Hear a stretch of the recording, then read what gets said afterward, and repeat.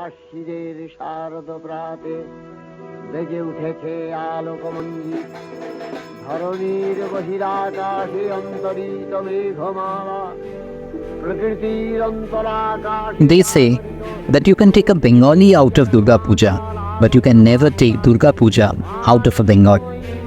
Nearly a century ago, the protagonist of our story today proved this saying quite literally true.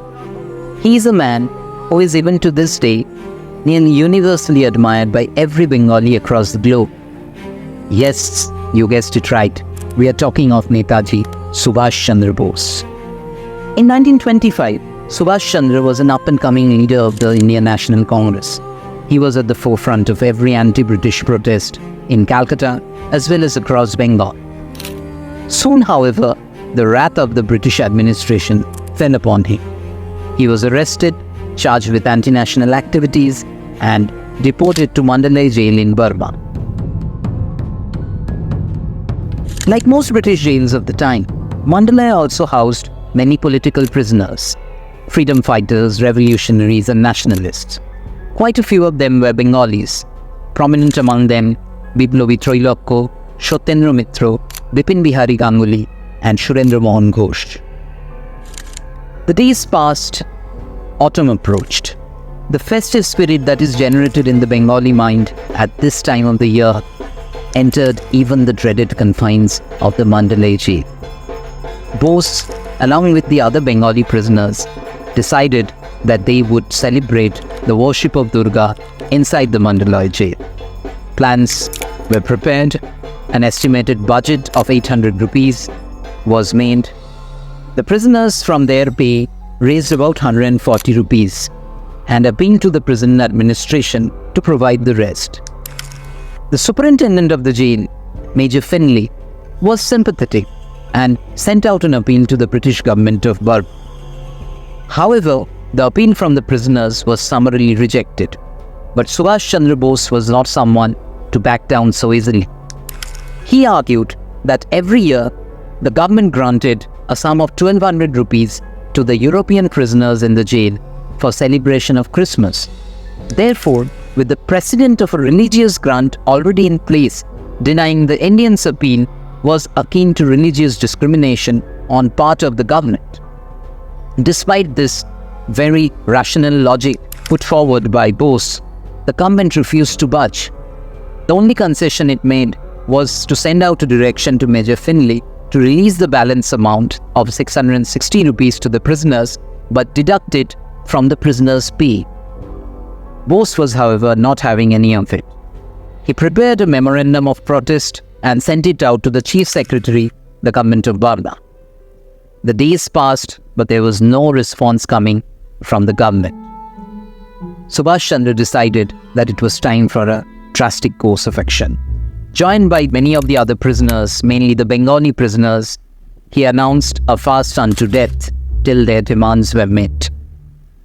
Soon, this news was picked up by nationalist newspapers on the mainland and was reported in the headlines.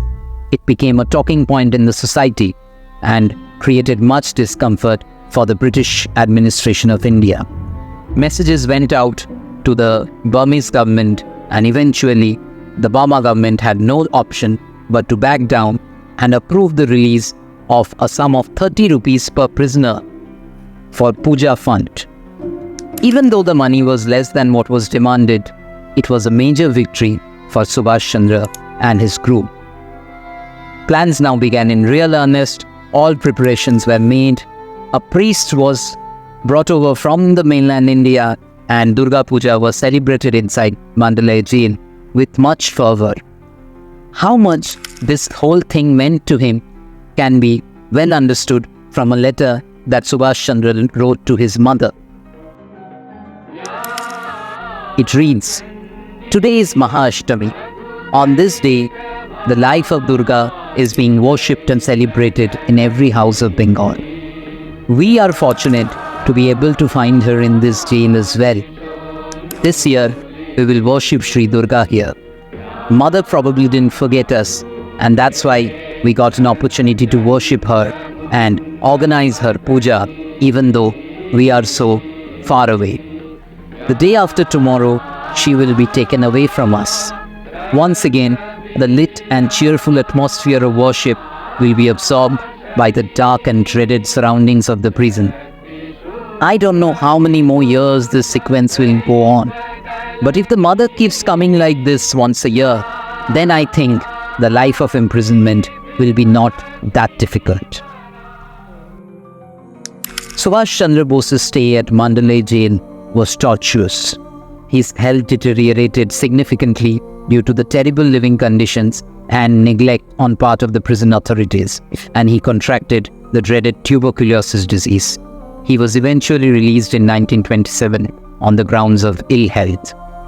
The determination that Subhas Chandra had shown as a young man in Mandalay Jail to fight for his right against the British government would become his defining trait in the days to come and eventually earn him the respect of an entire nation who would lovingly address him, Netaji, the supreme leader.